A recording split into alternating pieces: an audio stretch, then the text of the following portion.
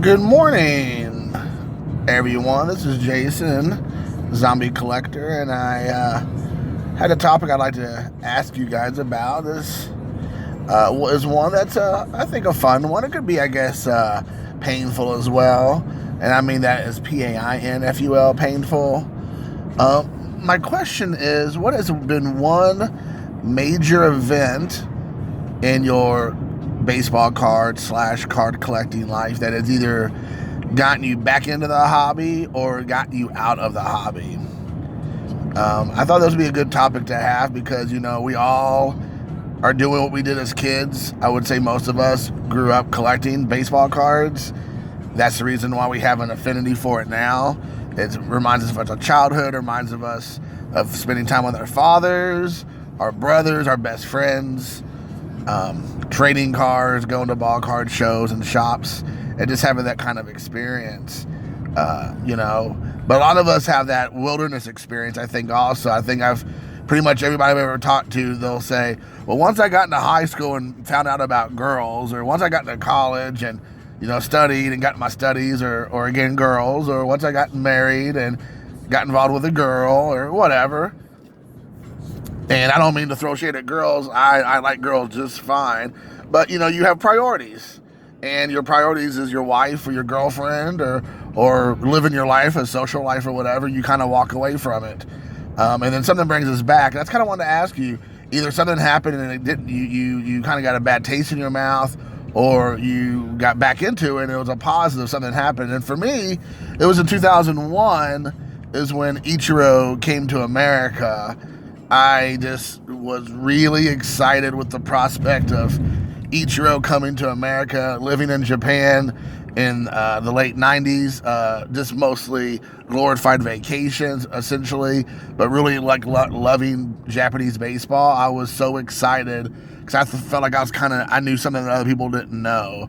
I was like, this guy's a hidden gem, wink, wink, Raphael, that a lot of American fans have no idea about. Now, did I ever imagine in a million years that he'd be as good as he ended up being? No. I thought he'd be good. I thought it'd be definitely fun to watch him play, but I didn't know he ended up being a Hall of Famer, as we all know. Plenty of Japanese baseball players have come over since him and have not been able to have the same sort of success. So that got me into the hobby. I mean, I got hot and heavy into it in 2001 and then multiple years after that. And then, I kind of got away from it a little bit, and then I would come back. And then I got to say, when I started doing my YouTube channel, kind of renewed my passion for collecting baseball cards.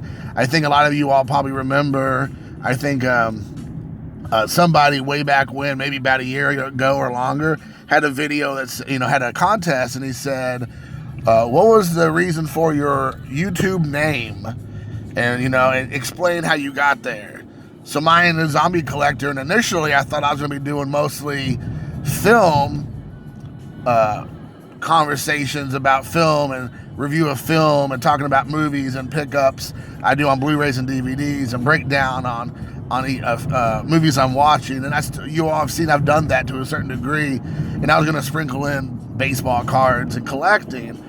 But I kind of led with the baseball card thing, thinking that, that's something I had just kind of put off to the side on the back burner. And then I just kind of fell in love with it all over again. The community that I got involved with was baseball card related, and I kind of just focused on that.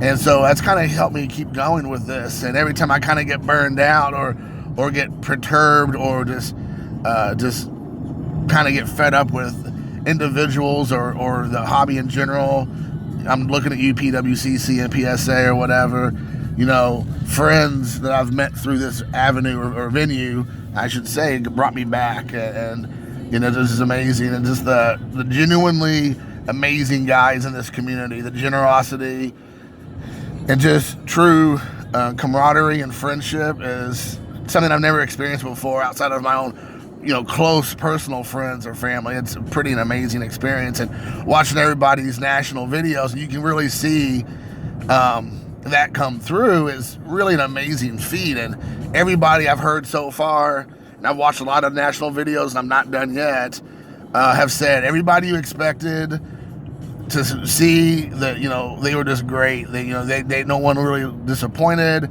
Their personalities were the same as on their channel as in person, and that's what you want to hear. That's awesome, and that could be good or bad, I guess, in some cases, but it's awesome to hear that. So, you know, that was really cool. So that's kind of been my experience, you know, my trajectory, if you will, through the hobby and through baseball card collecting. And I'm wondering what you all think. And I know some of us have been in the hobby a lot longer, so I know a lot of people, I've heard that during the baseball strike in the 90s, that turned them off to baseball and collecting. And that was a big thing about that. And so that was one of the things that turned people off about the hobby. So I know that that's an option there that people talked about. And then I know for some people, you know, for me, I was very disheartening as well for hearing about the steroid era and the steroids and the game not being played authentically.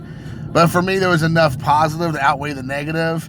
And I know that's a touchy subject for some people, but I'm not obviously one to shy away from any controversial topics whatsoever.